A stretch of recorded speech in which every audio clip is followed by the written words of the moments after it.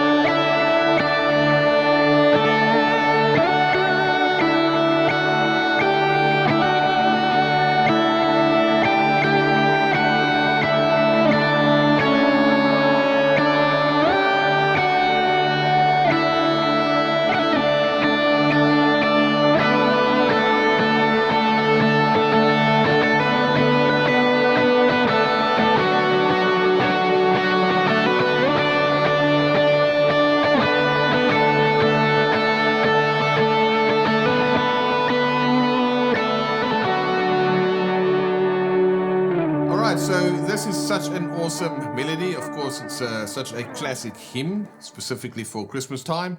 And this melody, I never really learned it. And we played the song at church and my fingers just kind of fell on the right notes. And then I started playing the melody more often than not. And that's how I learned it live on stage.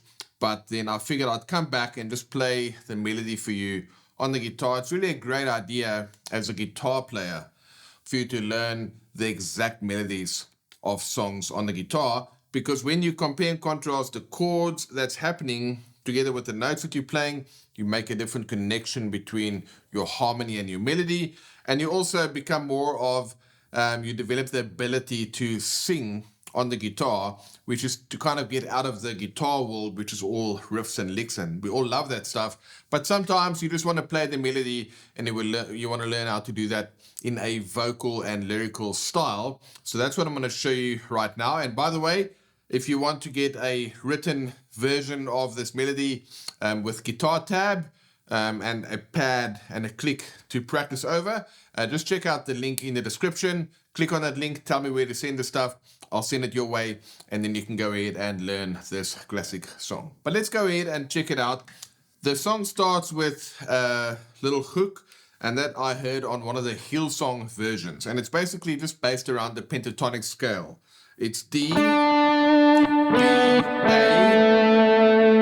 B, A, F sharp.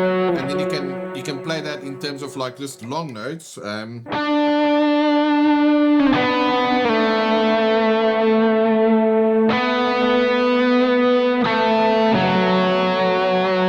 play it rhythmically.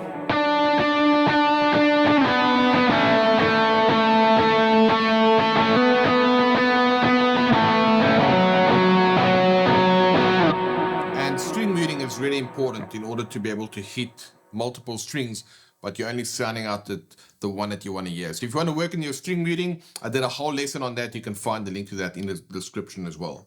That same melody, later on, I'm playing it up the octave, and I think I hit my octave pedal as well. So then I played...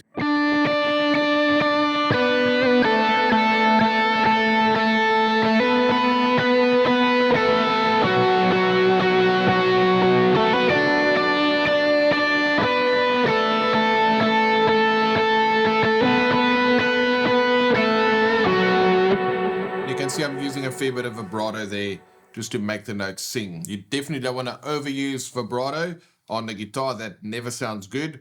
Subtle use of vibrato, and make sure that it sounds musical and lyrical. All right, so that was just the interlude refrain section that I played in the beginning, and I also played it in between the lower octave and the top octave. So the song, obviously the lyrics for the verse is "O come all you faithful, joyful and triumphant." So that section, and I'm going to turn off my octave here, so it goes like this.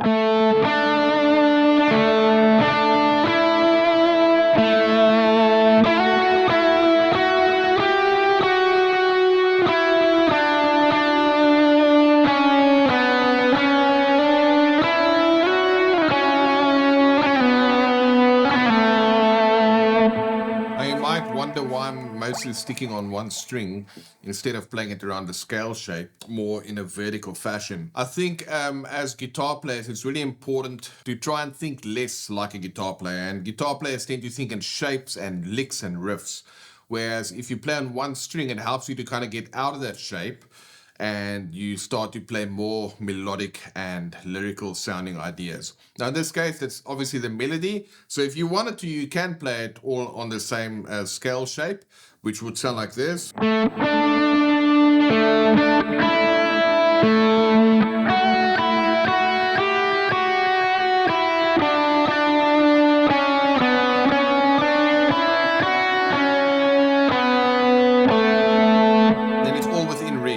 But what happens there is I'm playing it on my D string, which is a wound string.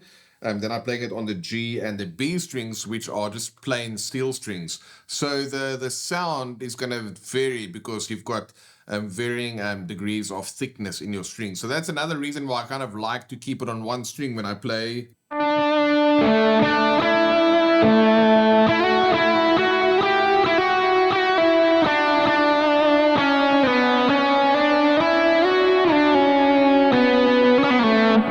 Thickness on the string. So that's how I play that. Nice and slowly. 7, 7, 7, 7, 9, 7, 11, 9, 11, 12, 11, 9, 7, 7, 6, 4, 6, 7, 9, 11, 6, 4, 2. Then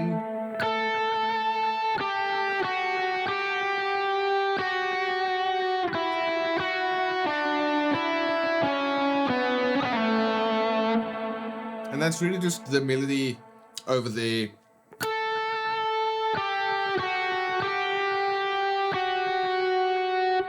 So that's 10, 8, 7,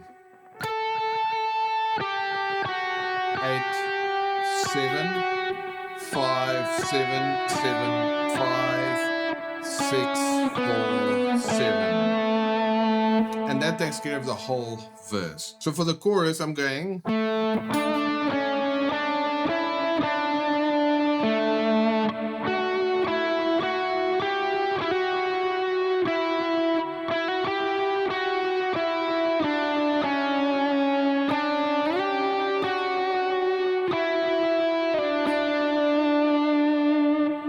So if you go slowly,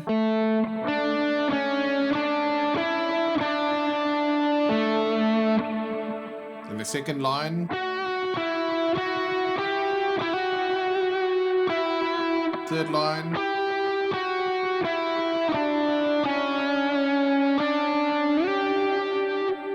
the fourth line, and that's basically the two main parts. It's very stepwise, in the sense that it's on the scale the whole time. There's a leap and then stepwise.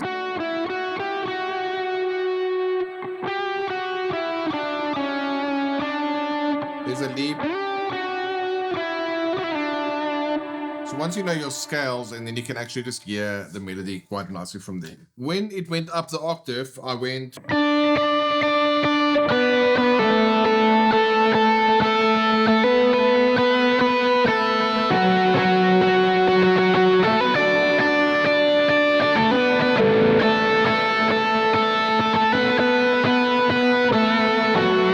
And then it's again just a verse.